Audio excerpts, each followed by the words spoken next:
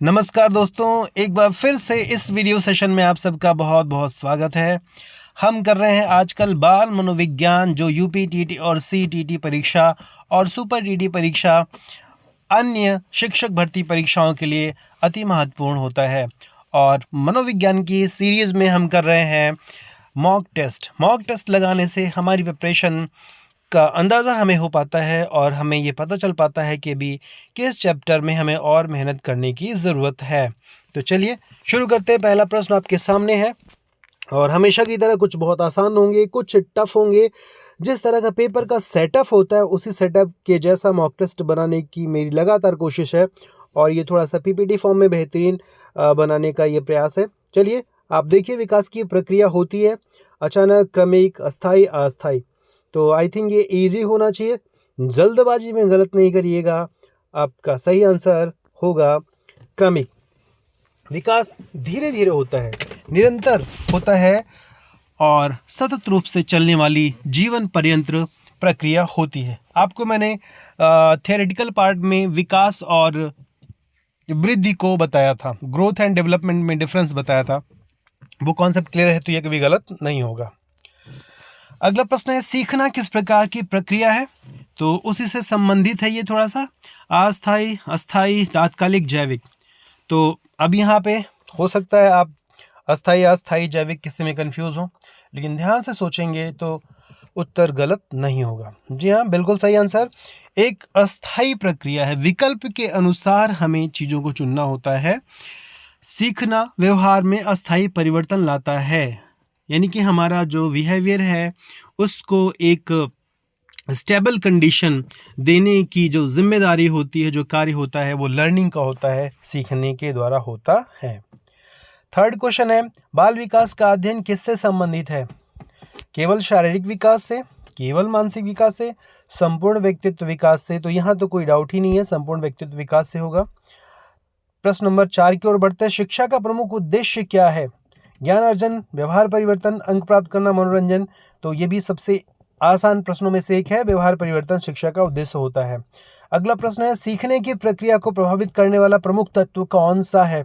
अब यहाँ पे थोड़ा सा आप कंफ्यूज हो सकते हैं, लेकिन आप ध्यान से पढ़ेंगे तो गलत नहीं होगा।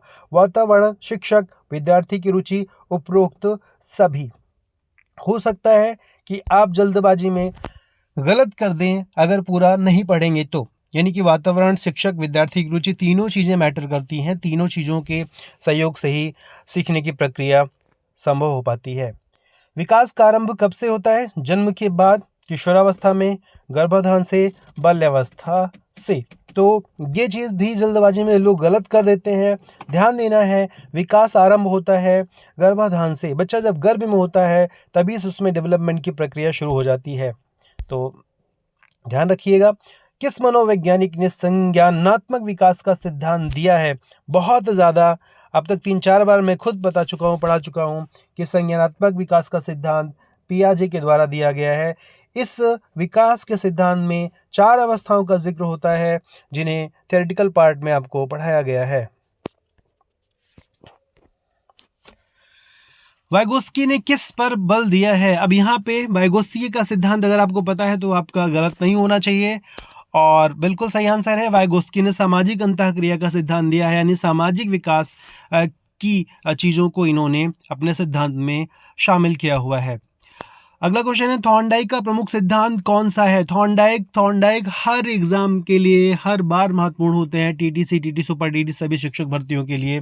तो आपको गलत नहीं करना है। आप जानते हैं कि थॉर्नडाइक ने क्या दिया है? प्रयास एवं त्रुटि का सिद्धांत, ट्रायल एंड एरर थ्योरी दिया हुआ है। इसके बाद हम आगे बढ़ते हैं तो हमें मिलता है फ्रायड का सिद्धांत किससे संबंधित है? फ्रायड भी बहुत ज़्यादा महत्वपूर्ण है। फ्रायड का जो सिद्धांत है कई बार एग्जाम में पूछा गया है, लेकिन जल्दबाजी में बच्चे गलत कर जाते हैं। फ्रायड ने दिया है मनोवैज्ञानिक सिद्धांत, ठीक है। फ्रायड ने मनोवैज्ञानिक सिद्धांत, मनोयौनिक या मनोवैज्ञानिक सिद्धांत बोलते हैं, मनोयौनिक सिद्धांत कहते हैं। और ये सिद्धांत मनोयौनिक विकास सिद्धांत पे आधारित है। अगला है कोहल वर्ग का सिद्धांत। कोहल वर्ग जीन पियाजे, कोहलबर्ग, कोहलर, थॉर्नडाइक, स्पीयरमैन, ये सारे मनोवैज्ञानिक के सिद्धांत रट जाने चाहिए। बिल्कुल सही जवाब है। कोहलबर्ग ने नैतिक विकास का सिद्धांत दिया है। कोहलबर्ग के नैतिक विकास के कितने चरण हैं ये आप कमेंट बॉक्स में बता सकते हैं। चलिए, विकास की दिशा क्या होती है, इसको तो गलत नहीं करना चाहिए। आसान है, नहीं पढ़े तो गलत भी हो सकता है। मैंने थ्योरेटिकल पार्ट में आपको पढ़ाया है। विकास की दिशा का सिद्धांत में ये बताया जाता है कि बालक में जो विकास होता है वो किधर होता है, सिर से पैर की ओर होता है। सिर पहले डेवलप होता है, गर्दन, फिर उसके बाद धड़, उसके बाद नीचे पैर, और इस तरह से ये विकास की दिशा का सिद्धांत होता है, सिर से पैर की ओर। सीखने में सबसे अधिक सहायक क्या है, तो सबसे अधिक सहायक इन चारों ऑप्शन में चुनेंगे तो गलत नहीं होगा, प्रेरणा होगा इन चारों ऑप्शन के अनुसार। अगला है भावनाएं क्या है, शारीरिक प्रतिक्रिया है, मानसिक प्रतिक्रिया, जैविक प्रतिक्रिया, उपरोक्त सभी। तो भावनाएं उपरोक्त सभी प्रकार की प्रतिक्रियाएं होती हैं। अगला क्वेश्चन है, सीखने की अधिकतम सीमा किस पर निर्भर करती है, बुद्धि पर, प्रयास पर, रुचि पर, उपरोक्त सभी पर। अब यहाँ पर आप निश्चित रूप से गलत करने वाले हैं, आप लगा लीजिए, फिर मैं बताता हूँ कि क्या गलत है। चलिए, तो आपने सही किया है तो बधाई, गलत किया है तो भी बधाई, क्योंकि कभी कभी आप बुद्धि लगा देते हैं, कभी कभी रुचि लगा देते हैं, और कभी कभी प्रयास लगा देते हैं, जबकि इन तीनों के आधार पे ही हमारा जो अधिगम होता है। अगला क्वेश्चन है, बालक का प्रथम विद्यालय कौन सा है, ये तो आप जानते हैं, परिवार होता है। अगला क्वेश्चन देखिए, अनुकरण द्वारा सीखने का सिद्धांत किसने दिया है। यहाँ गलत हो सकता है, यहाँ गलत हो सकता है, यहाँ अलर्ट रह करके आपको लगाना है। अगर सिद्धांत पता है तभी सही होगा।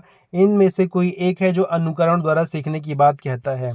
ठीक है, चलिए, तो आपका उत्तर क्या है, आपका उत्तर है बंदूरा। बंदूरा ने सामाजिक अधिगम के सिद्धांत में ये बताया है कि बच्चा अनुकरण द्वारा सीखता है। सामाजिक अधिगम का सिद्धांत किसने दिया पूछ सकता है, तो बताना है बंदूरा। लगभग मैं अपने हर वीडियो में इसको शामिल कर रहा हूँ, इसलिए क्योंकि ये अति महत्वपूर्ण प्रश्नों में से एक प्रश्न है। सीखने में सबसे महत्वपूर्ण तत्व कौन सा है, अब यहाँ के जो विकल्प हैं उनको ध्यान से देखिए, अनुभव, अभ्यास, अनुशासन, शिक्षक।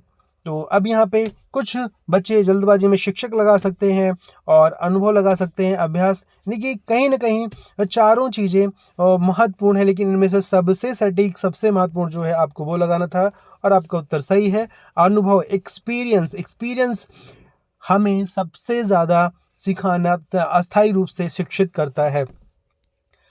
अगला है, बाल्यावस्था को किस रूप में जाना जाता है, ये भी अभी पिछले वीडियो में मैंने बताया था। अगर पिछला वीडियो ध्यान से देखा है तो ये प्रश्न गलत नहीं होना चाहिए, और अगर ध्यान से नहीं देखा है तो अब ध्यान से देख लीजिए, इसको रट लीजिए, नोट कर लीजिए। इसका जो सही उत्तर है वो है स्वर्ण युग, यानी कि स्वर्ण काल कहा जाता है बाल्यावस्था को। अगला प्रश्न है, सीखने का परिणाम होता है, सीखने का क्या परिणाम होता है, व्यवहार परिवर्तन होता है, ज्ञान वृद्धि होती है, कौशल वृद्धि होती है, उपरोक्त सभी। तो आई थिंक आपको गलत नहीं करना चाहिए, सीखने का ये चार का तीन के तीनों परिणाम होते हैं।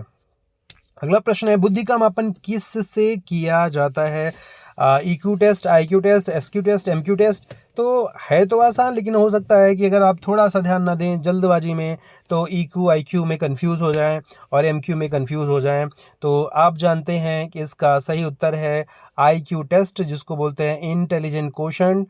और IQ टेस्ट का फार्मूला क्या होता है, आपको कई बार बताया गया, MA/CA × 100। ठीक है, तो ये बार बार बताया जा रहा है, इसको याद रखिएगा, क्योंकि ये कई बार परीक्षाओं में पूछा गया है, MA/CA × 100, क्योंकि इस पे कभी कभी प्रश्न भी पूछ लेता है, तो उसको भी आपको हल करने का प्रयास करना चाहिए।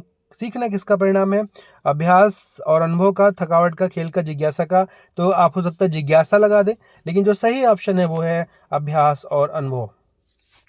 अगला है, किस अवस्था में आत्मसम्मान विकसित होता है, आत्मसम्मान, सेल्फ रिस्पेक्ट किस अवस्था में विकसित होता है। तो आई थिंक आप किशोरावस्था लगाएंगे, और किशोरावस्था ही इसका सही उत्तर है। अगला प्रश्न है, सीखने में बाधा कब उत्पन्न होती है, जब रुचि ना हो, जब प्रेरणा हो, जब वातावरण अच्छा हो, जब सहायता मिले, तो कब उत्पन्न होती है? तो बिल्कुल आसान इसलिए हो गए, एक ही नेगेटिव स्टेटमेंट है, जब रुचि ना हो। रुचि नहीं होगी तो सीखने में बाधा होना 100% तय है। और कहा भी गया है कि आप घोड़े को तालाब तक ज़बरदस्ती ले जा सकते हैं, लेकिन घोड़े को पानी पीने के लिए ज़बरदस्ती मजबूर नहीं कर सकते हैं। ठीक उसी तरह से किसी बच्चे को ज़बरदस्ती क्लास में तो बैठा सकते हैं, ज़बरदस्ती घर से स्कूल तक ला सकते हैं, लेकिन उसे ज़बरदस्ती पढ़ने के लिए बाध्य नहीं कर सकते। तो यही चीज़ है कि रुचि होगी तभी सीखना हो पाएगा। अगला है, सीखना किससे आरंभ होता है? जन्म से, चलना सीखने से, बोलना सीखने से, स्कूल जाने से? तो फिलहाल इस प्रश्न के अनुसार तो मात्र जन्म से है, लेकिन सीखने की प्रक्रिया कहा जा सकता है कि जन्म लेने से पहले ही हो जाती है, गर्भावस्था में ही हो जाती है। अभिमन्यु का सबसे क्लासिक एग्जाम्पल है कि वो अपनी माँ के पेट में ही बहुत चीज़ें सीख लेते हैं। तो जन्म पूर्व से ही सीखने की प्रक्रिया आरंभ हो जाती है। अगला प्रश्न है, बाल विकास में शिक्षक की क्या भूमिका होती है? टीचर का क्या रोल होता है? अनुशासन देना, डिसिप्लिन मेंटेन करना, प्रेरणा देना, मोटिवेशन देना, दंड देना, नियंत्रण रखना। तो 3 चीज़ें हैं, अनुशासन देना, प्रेरणा देना, नियंत्रण रखना। इन तीनों में से कोई एक सही आंसर होगा, और आप जानते हैं कि सबसे ज़रूरी है मोटिवेट करना, प्रेरणा देना। तो यहाँ पे सही आंसर बी को माना गया है, प्रेरणा देना। और अगला क्वेश्चन है, बच्चे की सीखने की शैली कैसी होती है? समान, अलग अलग, एक जैसी, सामान्य? तो एक सिद्धांत मैंने आपको पढ़ाया था अभी थ्योरी पार्ट में, वैयक्तिक भिन्नता का सिद्धांत। वैयक्तिक भिन्नता का सिद्धांत, इंडिविजुअल डिफरेंस का सिद्धांत होता है, यानी कि हर बच्चा यूनिक है, हर बच्चा अलग अलग गति से, अलग अलग शैली से सीखता है। तो ऑप्शन हो जाएगा बी, अलग अलग। अगला है, बाल विकास का अध्ययन क्यों आवश्यक है? Why it is important to study child psychology? तो बच्चों को समझने के लिए, शिक्षा को प्रभावी बनाने के लिए, उनके व्यवहार को जानने के लिए, या उपरोक्त सभी? तो आई थिंक एकदम आसान है, उपरोक्त सभी चीज़ों के लिए बाल विकास का अध्ययन जरूरी है। अगला प्रश्न है, सीखने के सिद्धांत हमें क्या बताते हैं?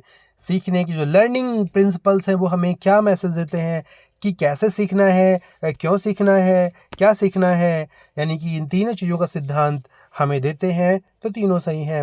और अंतिम प्रश्न है, प्रेरणा का अर्थ क्या है? किसी कार्य को करने की इच्छा, आराम की भावना, दंड, कुछ नहीं, कोई नहीं। तो अब ऑप्शन के अनुसार जाएंगे तो पहला विकल्प आपका सही हो जाएगा, उसी को मोटिवेशन कहते हैं।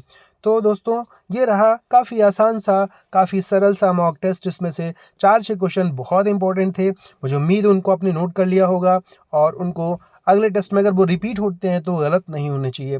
देखिए, कई सारे ऐसे क्वेश्चन होंगे जो बहुत ज़्यादा इंपॉर्टेंट होंगे, लेकिन हर मॉक टेस्ट को आप देखेंगे तो वो सिर्फ देखते देखते आपको रट जाएगा, और भविष्य में आप जो क्वेश्चन आएगा तो आप उसमें गलती नहीं करेंगे। चलिए, इस वीडियो को देखने के लिए आप सबका बहुत बहुत धन्यवाद। मिलते हैं नेक्स्ट वीडियो में। जय हिंद।